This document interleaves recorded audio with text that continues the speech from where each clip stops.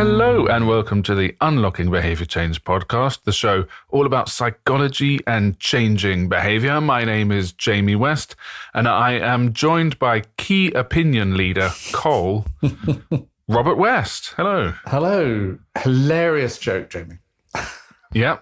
Well, you are an influencer, a super influencer, a key opinion leader, and that's why people should listen to you. I don't think accreditations and qualifications should matter. No, of course not. The question, though, is, before we get into the topic, when you are supposedly an expert in one area, it's very interesting that other people often think you may be an expert, not maybe, are an expert in other areas. And sometimes scientists themselves get sort of manage to sort of, with a little bit of hubris, think that they are also experts in other areas. And I'm reminded of a case in which a very, very famous biologist who did an awful lot of very interesting work in understanding genes and DNA, wrote an article on sleep that probably would have failed a first-year undergraduate essay exam. Yeah. I mean, that was me. I've learned my lesson now. Okay, so we are continuing to talk about decision-making this season, and we've been looking at schemas. That's what we brought up in the last episode. Go and have a listen if you like. And we were looking at how schemas work, and we discussed the concept of accommodation and assimilation. Just very briefly, just a very quick recap on assimilation. I've assimilated it into one thing. Assimilation and accommodation. Just a quick recap on that. So schemas are mental frameworks that we use to understand the world from specific understanding of the features of the things that surround us to much broader and more complex structures and expectations about the world.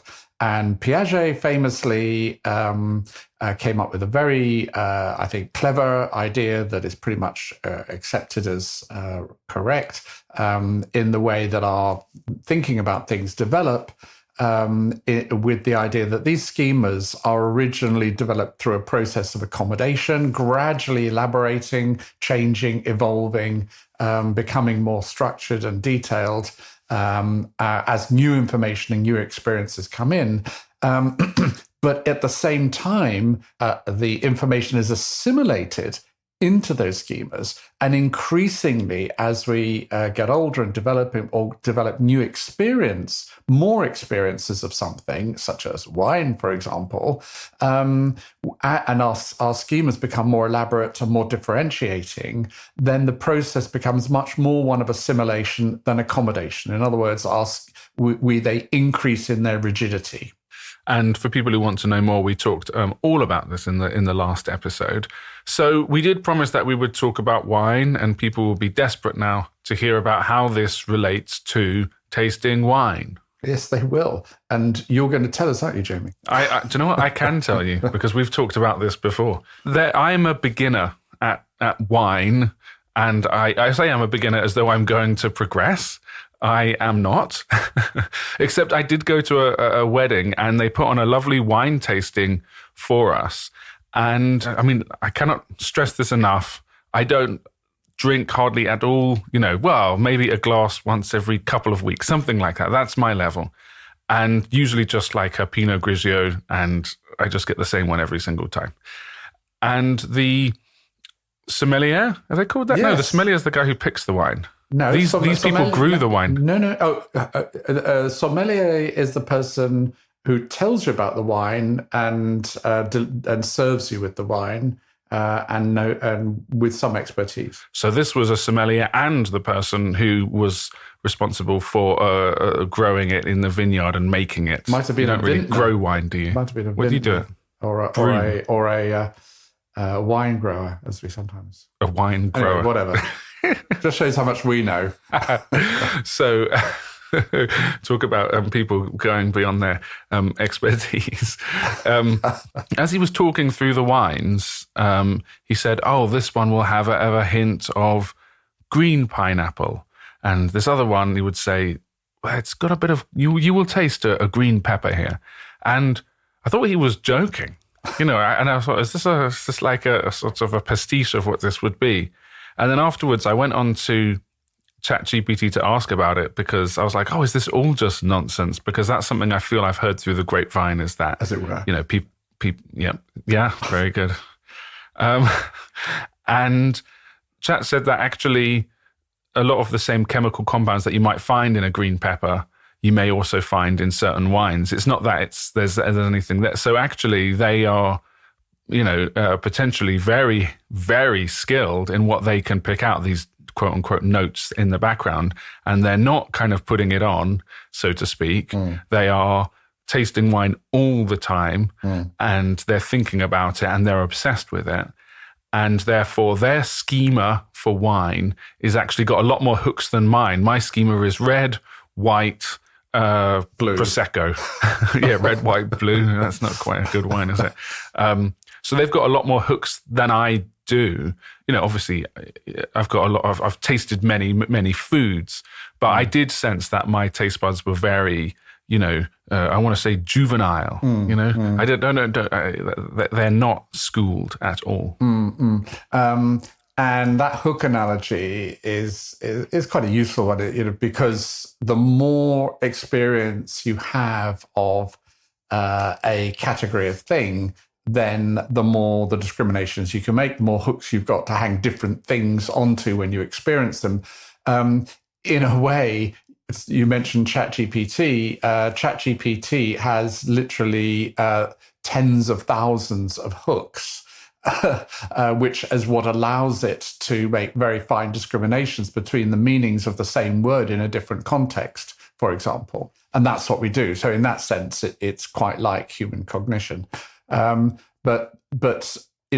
in the process of accommodation, as we develop our schemas, they're becoming more elaborated, they're becoming more structured, and the relationships between the different features also become more firmed up, as it were. So your expectations that if you see a feature, you're also going to see another feature, or you're unlikely to see another feature, become more firmed up as well. So these schemas that you're building contain more features, more structure of the features, and more elaborated relationships between the features. And that's pretty much what schemas are.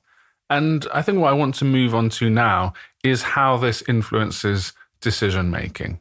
Yeah, well, so clearly a very important part of decision making is first of all how you understand what the options are. When you look at an option. So someone says, would you like some wine? And you go, yes, please, I'll have some red. And they go, well, there are different types of red, what type would you like? And you house go, red, house red. Right. It's cheaper.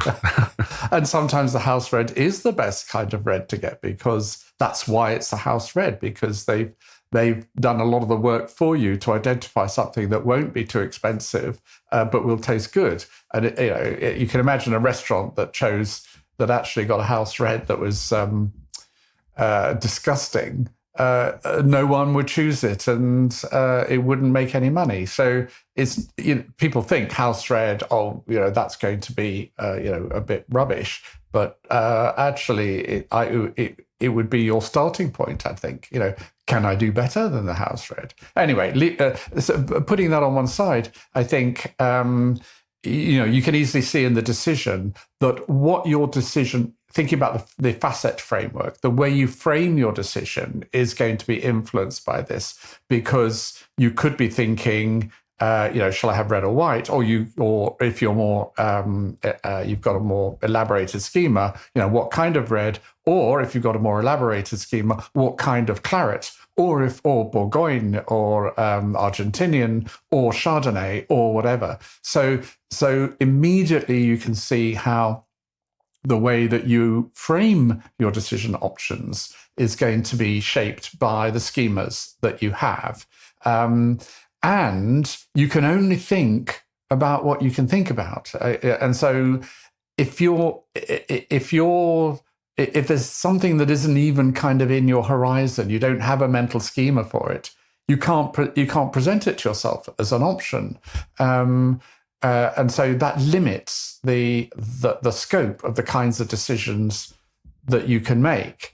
But then you move forward to the assess part of the process, and you're looking at, okay, I've got my options, but now I want to characterize the different characteristics and features and pros and cons of those options, or the different attributes that those options have that I might match up with something in a pattern matching approach. People can go back and listen to what we were talking about in pattern matching and rule-based decision-making versus pros-cons type decision-making.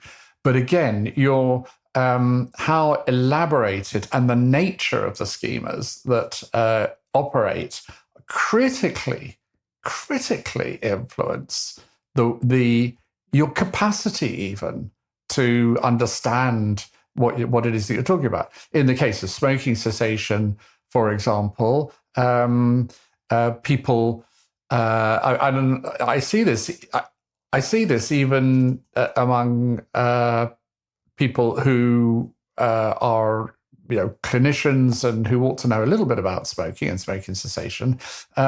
They think that nicotine replacement therapy, for example, is just they've got this class, nicotine replacement therapy, which is used to help people stop smoking. And for them, it includes drugs like cytosine and varenicline, which aren't nicotine replacement therapy. They're non-nicotine drugs, but they don't make that distinction. And if they don't make that distinction, then they're going to miss the fact that varenicline and cytosine is more effective than nicotine replacement therapy. So you're not even kind of able to harness the information that's there that you could have harnessed if you're not making these relevant distinctions. So I think, a bit of a tip for people making decisions when it comes to the assessment side is be very conscious of the fact of what you're grouping together, what discriminations you're making, and are you making fine enough discriminations, or are you making broad discriminations that actually, or failing to make discriminations that would make a big difference to your decision? And then you go forward to the next phase, the comparison phase. And clearly, when you're creating your decision rule, which is, how am I going to put all this information that I've collected together to determine my preference for one or one option versus another, for example, your mental schema about those options, the assessments that you've made, the information you've got, and the way that these should be combined in order to arrive at a preference will make a difference. One way that we do it, actually, you just choose an option which has a feature that I like, right? And you forget about all the others. Well, that could be catastrophic.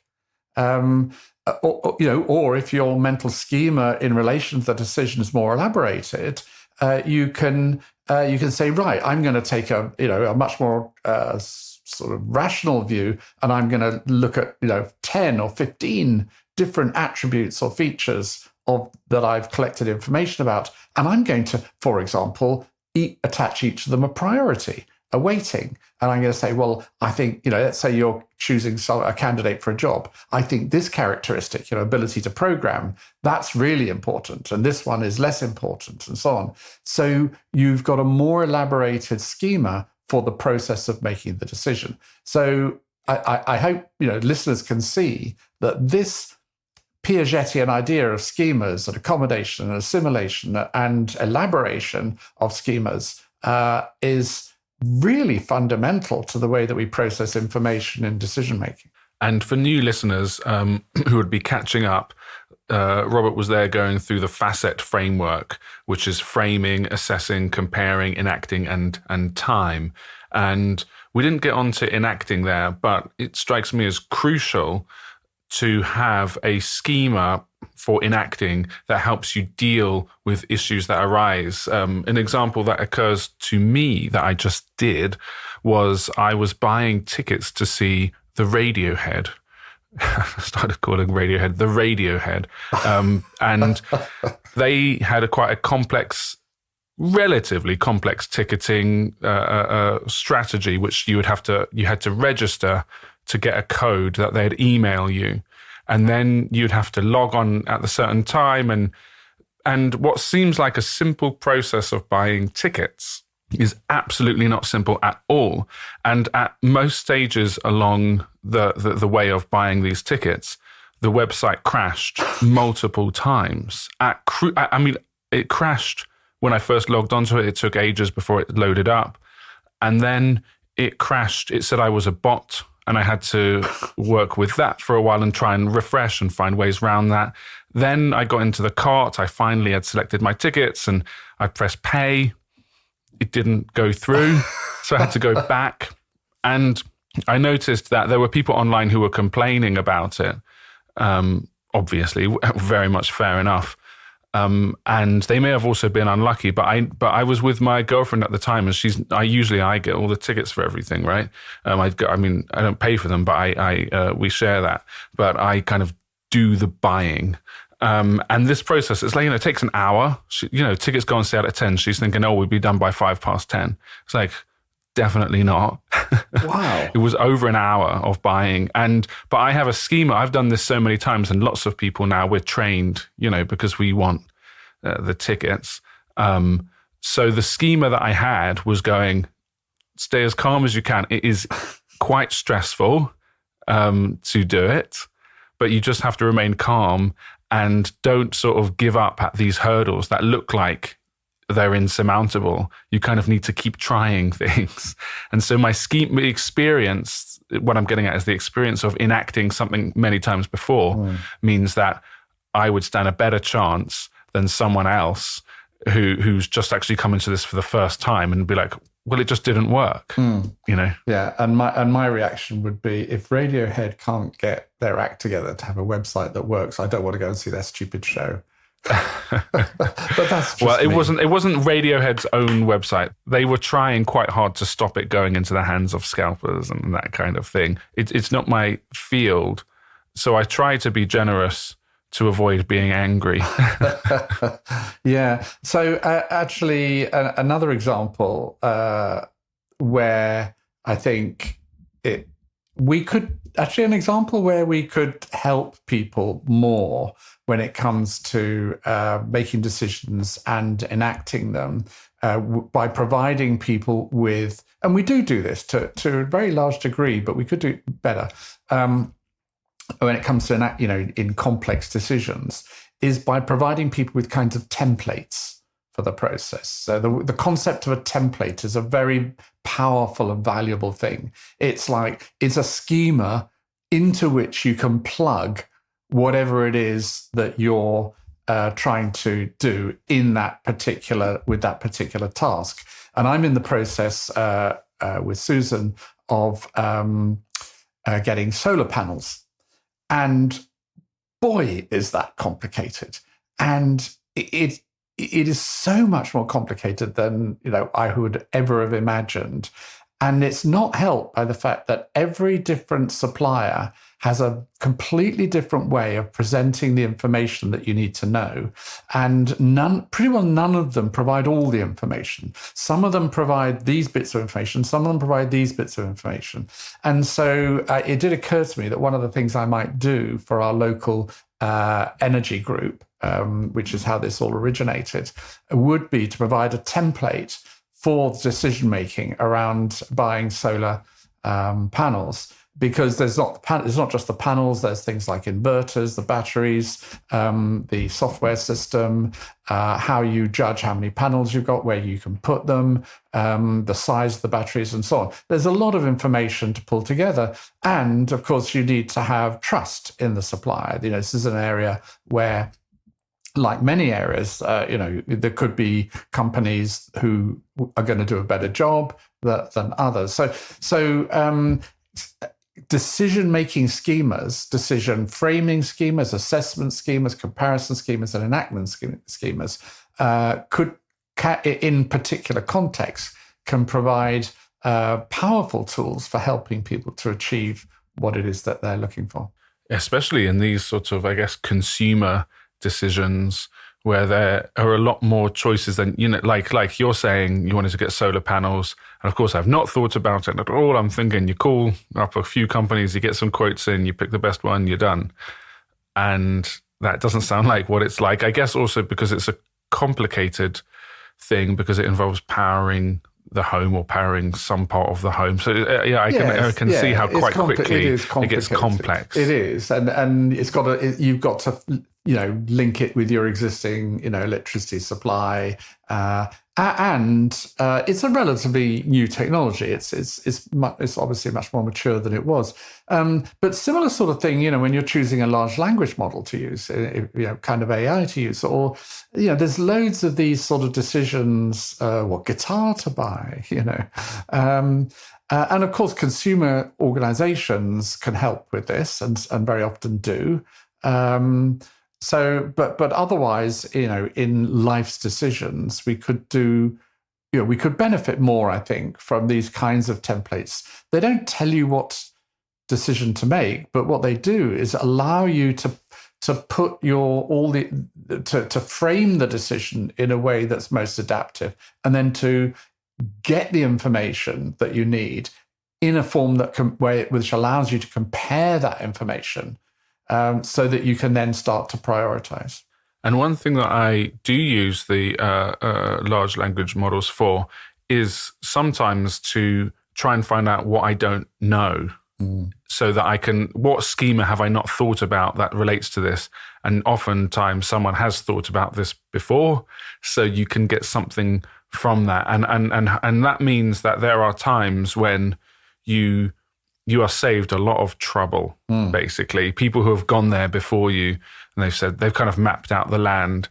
But I suppose there's also another occasion where, and I find this particularly with creative work, where actually you need to be creative in how you approach that. And someone may give you a schema of something that's worked for them, say, this is how I wrote my novel.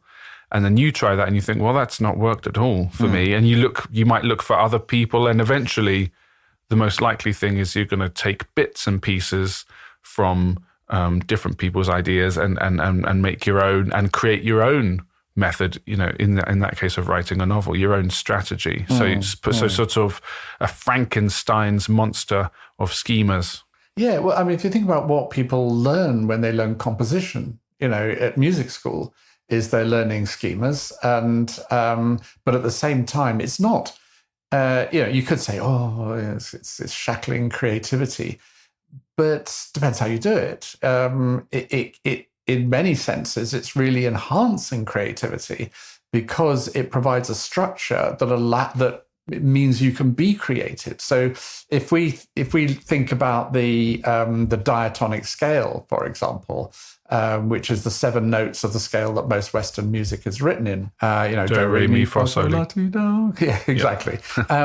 Not all music by any means is written in that, but and you think, that's shackling my creativity. I've only got 7 notes in an octave, but actually what it does is it provides a structure that allows you to express creativity.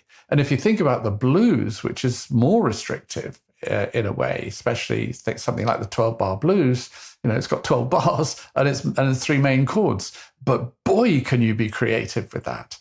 And so I think that a lot of people think of these templates and these sort of these ready-made schemas that we've got as shackling creativity. But actually, I think they're completely, they are at least as good at facilitating it. But they do create, create tram lines for you. And so what you're really looking for, if you want to be creative, is to harness the expressive power of these schemas, these templates, but at the same time be sensitive to how you break the rules, how you go outside them, so that you can accommodate, talking about assimilation and accommodation, you can accommodate creating new schemas that then create templates for other people who go, wow, this is a whole new scale system, like not Ollie Halsall, Alan Holdsworth, famously did in jazz guitar. Schemas are there to promote creativity, both in terms of the use of them in assimilation and the extension of them in accommodation. There was one thing we talked about in the last episode. We discussed sort of mental rigidity as we grow older. But there is another side to this, which I've noticed as I've got older, which is that you actually have experience and access to more schemas, so you can pop out, if you like. Whereas when you're younger, you may not even realize that your concept of music, say, you may never have heard of what you're saying, microtones or something like that. I don't use those, but I wouldn't have heard of that, and then you're older and what you can do is you can kind of go to that, you could call it a meta level, or you can pop up a level and you can go, I get to choose what schemas I use. And so there's that there is a choice you can make as long as you know about this idea of flexibility of schemas. As you get older, you've got an advantage potentially. Yeah, well, that's an interesting point. And conscious of what we were talking about earlier about, being an expert in one domain doesn't necessarily make you an expert in a somewhat similar domain. I think I'm pretty confident that there's research into individual differences in the extent to which what I said was true. It may be something of an oversimplification to say that people tend to become more rigid in their schemas as they get older. I mean, the schemas become more elaborated, and therefore there's less need for accommodation of schemas in a way to continue to understand the world. But also, I was claiming, to be fair, with not having looked at the research for about 30 years at least, I was claiming that there is this sort of other kind of rigidity that takes hold. But I don't know, it may be quite, I'm just speculating, but it may be something that is related to the personality characteristic of openness, that maybe some people become more rigid over time when others don't, or maybe even at a certain point in the life cycle become more open. And maybe it depends where you're starting from. I don't know. And so theoretically, I should look it up. Yeah, that's a good theoretical action to take. And we are about time. So but that is, it's been a fascinating conversation about schemas, about how we understand the world, how we look at it, how we make sense of it, how we make sense of new information that comes our way, how resistant we are to it, how accepting we are, how we deal with it in general. So I've really enjoyed that. And we'll be continuing on about how we perceive the world in upcoming episodes. But that's been great, Robert. Thank you so much for today. Well, it's my pleasure. And I just want to put a little marker out there for something that we need to discuss soon, which is the just noticeable difference. It's related to what we were talking about, but it's a very, very important construct in psychophysics, the just noticeable difference, or JND.